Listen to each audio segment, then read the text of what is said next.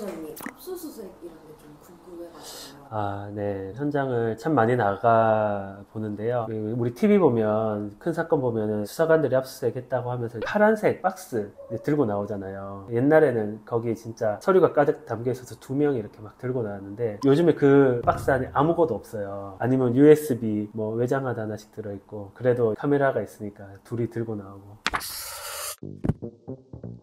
지금부터 뭐 압수수색 집행하겠습니다 이렇게 해서 자료 찾아가고 PC 자료들 막 보기 시작하고, 핸드폰은 그냥 가져가거든요. 그러니까 그냥 물건 채로 가져가요. 그래서 그 자리에서 뺏기게 되고 막 그렇습니다. 그래서 털린 기분이다 그러는데, 변호사들도 경험해보지 못한 사람들이 많고 형사 절차에 있어서도 개인의 기본권을 상당히 침해하는 강력한 수사수단이기 때문에 여러 가지 이제 법적인 규제가 있고 또 거기에 대한 여러 가지 법리들이 있습니다. 보통 이제 물건을 가져가는 걸 압수라고 하고요. 근데 압수를 하려면은 물건을 찾아야 되겠죠. 그걸 이제 수색이라고 합니다. 합쳐서 이제 압수수색 이렇게 부르는데, 형사소송법상 이제 압수랑 수색을 별도로 규정되어 있어요. 그래서 형사소송법상 규정을 보면 106조부터 쭉 보면 이제 법원의 압수수색에 대해서 쭉 나와 있고요. 법원이 압수수색하는 경우는 그렇게 많지 않고, 보통은 우리가 수사하는 과정에서 이루어지기 때문에 실제로 이루어지는 건 다 수사기관의 압수수색이고, 그 수사기관의 압수수색은 형사소송법 제 215조에서 딱 규정하고 있는데, 219조를 보면 방금 말씀드린 법원의 압수수색의 규정들을 다 준용하고 있습니다. 그래서 실제로 이제 규정을 보시려면은 219조에서 106조로 가보시면 형사소송 법상의 그 압수수색의 절차라든지 여러 가지 규정들을 그쪽에서 찾아볼 수가 있습니다.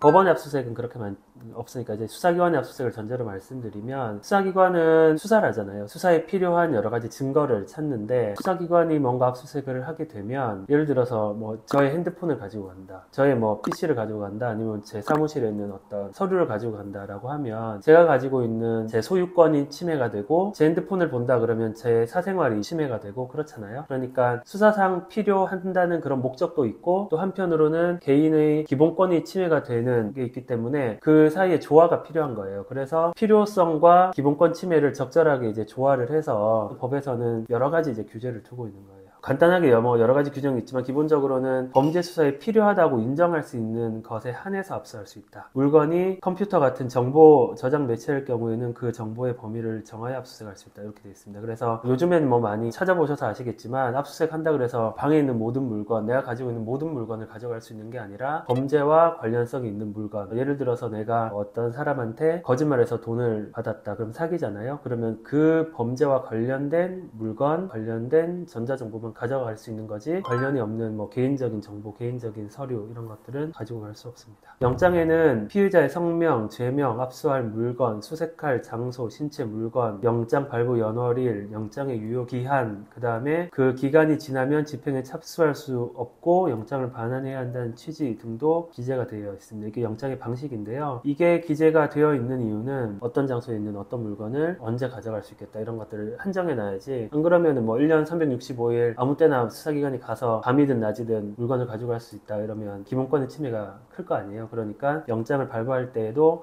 어떤 장소, 어떤 물건, 어떤 기간 이런 걸 다 특정해서 영장에 쓰도록 되어 있습니다. 그리고 영장을 처분을 받는 자에게는 이제 보여줘야 돼요. 그게 피의자일 때는 사본을 줘야 됩니다. 왜냐면 내가 어떤 물건을 이제 뺏기는데 어떤 물건을 뺏겨야 되는지에 대해서 정확하게 알아야 되잖아요. 예를 들어서 내가 사기에 대한 증거를 뺏기는 건 어쩔 수 없지만 다른 물건을 뺏기면 안 되는데, 그걸 판단하기 위해서는 법원이 발부하여 수사기관이 가져온 영장을 봐야 되는데, 그걸 보여주지 않고 그냥 이거 우리가 가져갈 수 있어요 라고 하면 안 되겠죠. 그래서 형사소송법은 영장을 보여주도록 돼 있고, 특히 그 영장 집행의 대상자가 피의자이면 사본을 주도록 돼 있습니다. 이건 새로 바뀐 규정이고요. 그래서 이 규정이 바뀌기 전에는 영장을 사본을 주지 않았어요. 그래서 제시, 보여주기만 했거든요. 제가 김현장 있을 때도 제시하면 변호사 한 4-5명이 들어가서 막 메모를 해서 합치면 이제 영장 하나가 이렇게 나오는 거죠. 예전에는 막 그렇게 했었는데, 이제 영장 사본을 주니까 이제 그럴 필요는 없어졌죠.